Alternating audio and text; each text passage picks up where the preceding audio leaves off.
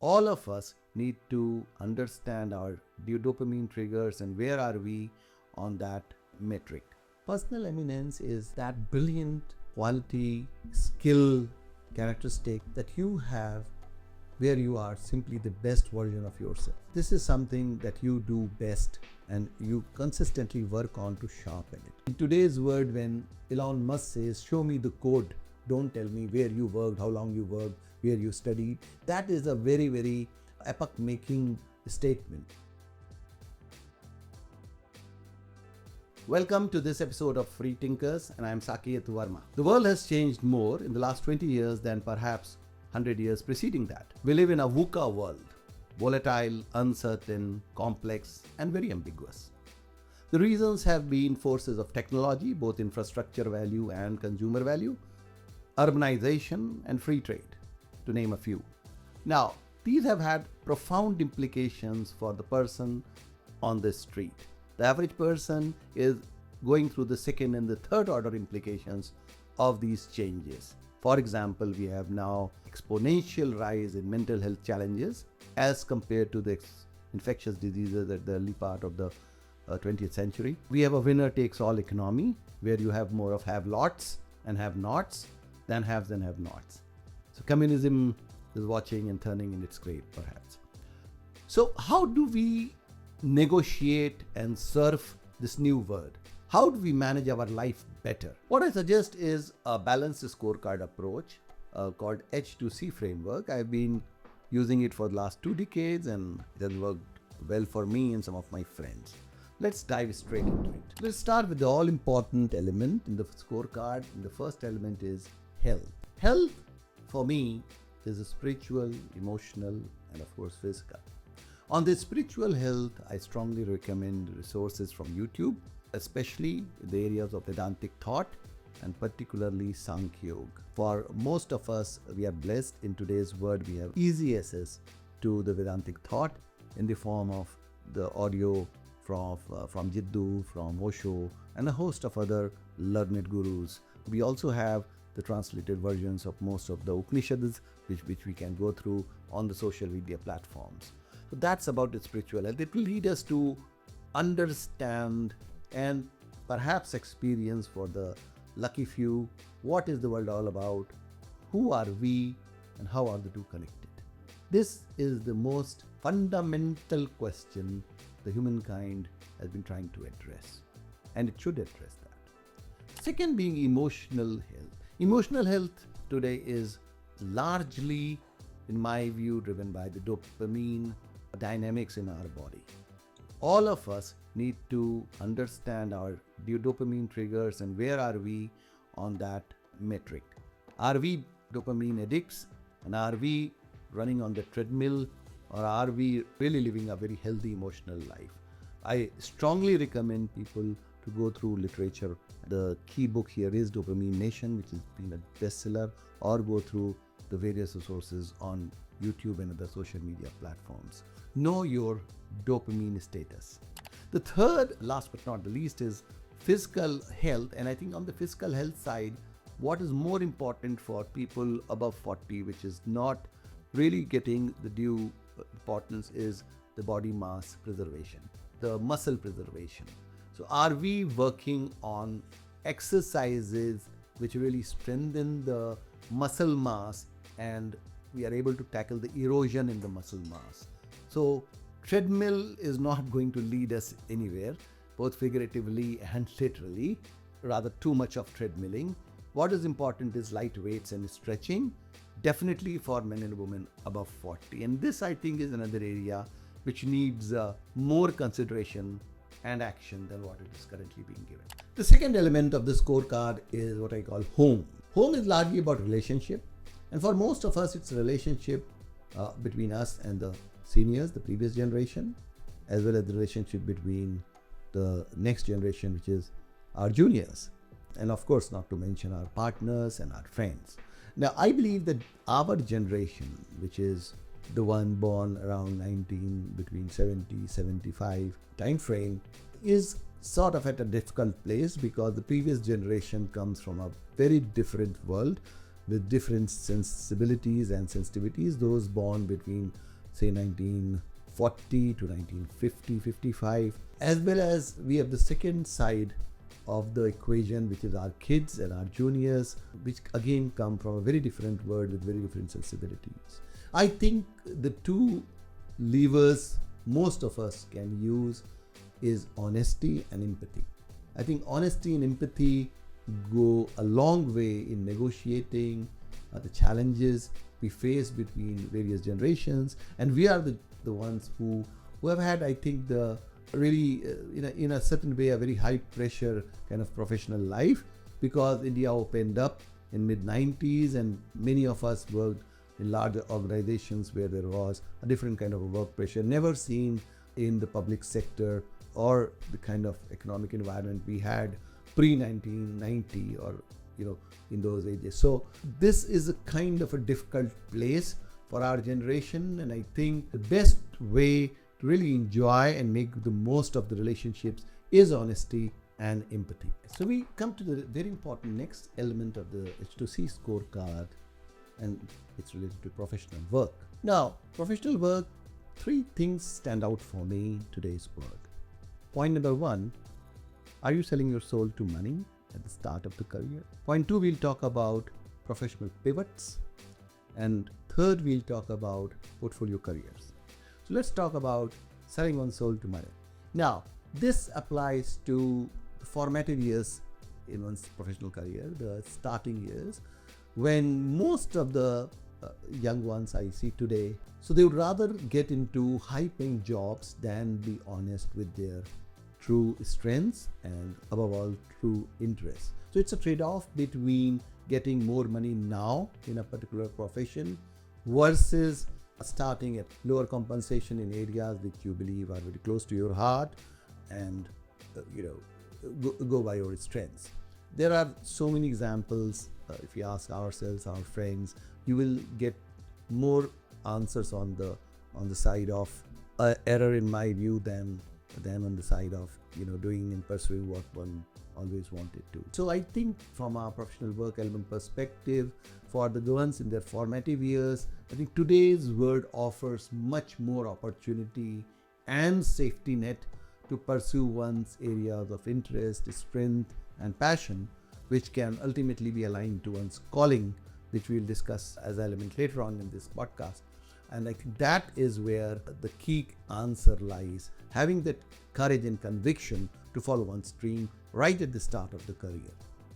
Second is about professional pivots. Now, as one ages, one comes across areas of interest which one feels we will be able to do much better than what we are currently historically been doing. That again is pivots which people are taking, and I think it requires some amount of tact, but then an architect might realize someday that he can be a very good copywriter or a digital marketer, or a paramedic might realize that they can also do very great stand-up comedy. So there's no harm in trying to pivot partly or fully and explore and serve various other options. Again, technology and the way the nature of work is organized today offers that option, which did not exist, let's say, a decade and a half before. And a logical consequence of pivoting is what is called the portfolio career approach to one's life. Those of us who are into our careers at a certain stage are exploring portfolio careers. So people can do a side gig from the traditional strength and skills which they have been pursuing. They can start restaurants at a smaller scale level if they so wish. They can also start doing copywriting. They can start becoming a driving coach or a mathematics tutor, because that is what they always like doing. So one then ends up pursuing a portfolio approach. It is not easy, but if you are driven by passion and if you can manage that, it is very fulfilling. What is the underlying theory in managing one's work is not only getting the rightful monetary due, but also getting the sense of fulfillment and contribution or impact that one always yearns for. So what you might be looking for can be contribution, it can be fulfillment, it can be monetary gains, it can be sheer visibility. And I think having a portfolio approach towards one career really takes you in that direction, and ultimately the quest for fulfillment can be addressed in a much more rounded way in a portfolio career approach. We'll talk about the next section, personal eminence and calling. These two are interrelated, so let's first talk about personal eminence. Personal eminence is that brilliant quality, skill, characteristic that you have where you are simply the best version of yourself. Personal eminence can come from a quality which was naturally gifted to you, or something that you have built on down the ages. However, this is something that you do best and you consistently work on to sharpen it. So this is an age where individual contribution across any level of the organization is valued and monitored. So we have this global leader of a tech company, flying down in India for a grand visit. And when he meets one of the Indian leaders, he shows him the products and solutions of his company and codes right in front of the client, who supposed to be another business leader, top business leader from the Indian side, right?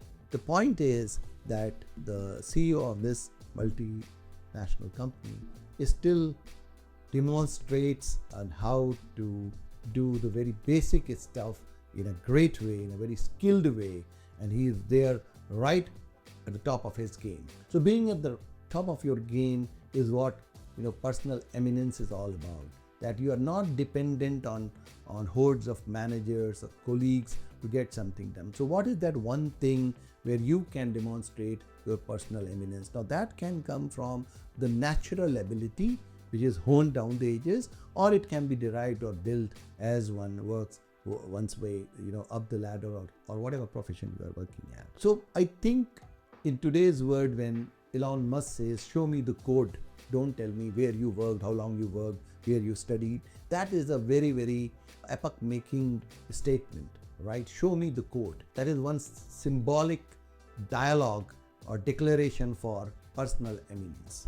And I think as the nature of work changes and evolves, in the years to come, personal eminence will only grow, because the unit of work is now going down to the individual.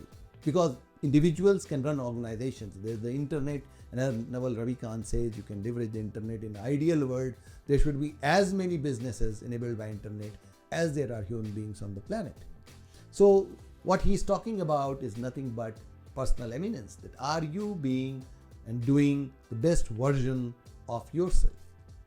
And this dovetails very well with one's calling, because one's calling is the ultimate holy grail of what you do, where you feel extremely fulfilled and you really contribute in order of magnitude to the world. So contributing to the world while being completely fulfilled can only happen once you've got your calling, and that is like the state of Zen, right? So personal eminence and finding your calling are inextricably linked, and I think one has to work towards it consciously to really figure out one's personal eminence, to hone it month by month, year by year, and work towards one calling, because chances are that wherever you are your best version of yourself, you will find your personal calling in that direction. So now we look at the H2C framework from an execution perspective. They say success is the progressive realization of a worthy ideal. So we need to understand that the H2C framework is a work in process document. It will be a live document. It will be tackled through the journaling approach. The way we build the Excel on the H2C framework is pretty simple. We write the various elements: health, home, work, personal finance, personal eminence, calling, or you can add and modify any other fundamental element based on your situation and your aspirations. Then we write in the column what is the baseline. Where are we on that element? For example, on health, where are we on the physical health? Are there some parameters which are out of whack? You want to get them corrected. Have you ever even looked at the spiritual side when it comes to the various texts which are available? On the emotional side, are you aware of where are you on the dopamine treadmill? Is it a situation where you require some help, or are you completely off the dopamine addiction? So you write your baselines, and depending on where you are, you project your goals on a kind of a logical and driven timeline. So when it comes to personal finance, The goals will generally be such that you require a quarterly review or a half-yearly review. But when it comes to health, you might be tracking it weekly and monthly, say things like weight, things like blood pressure, etc. So these elements are generally subdivided into sub-elements. They are mounted on a time frame which is relevant and suitable to them. And then if you know your current baselines and where you're going to reach against a certain timeline, you key in those data, those elements. And then comes the whole process of doing what is supposed to be done and uploading it, updating it in the Excel. It's like weight reduction, right? You have a 6-month goal to reduce, let's say 8 kg. So every week, every fortnight, or every month, you will monitor your progress on the weighing scale. So this is not very different from that. So once you have built your scorecard elements and sub-elements, you have put in the baseline, you have put in the goals and the right timelines, you will start doing what is required to be done and updating the scorecard. Now, do not use the scorecard only as a reporting tool. It is to be used as a execution application, right? So it should also tell you what is required to be done.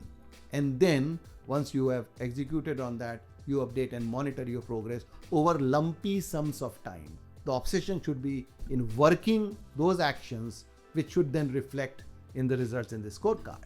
And I think this generally will help us, all of us, and will help many of us in getting success out of the elements where we are struggling.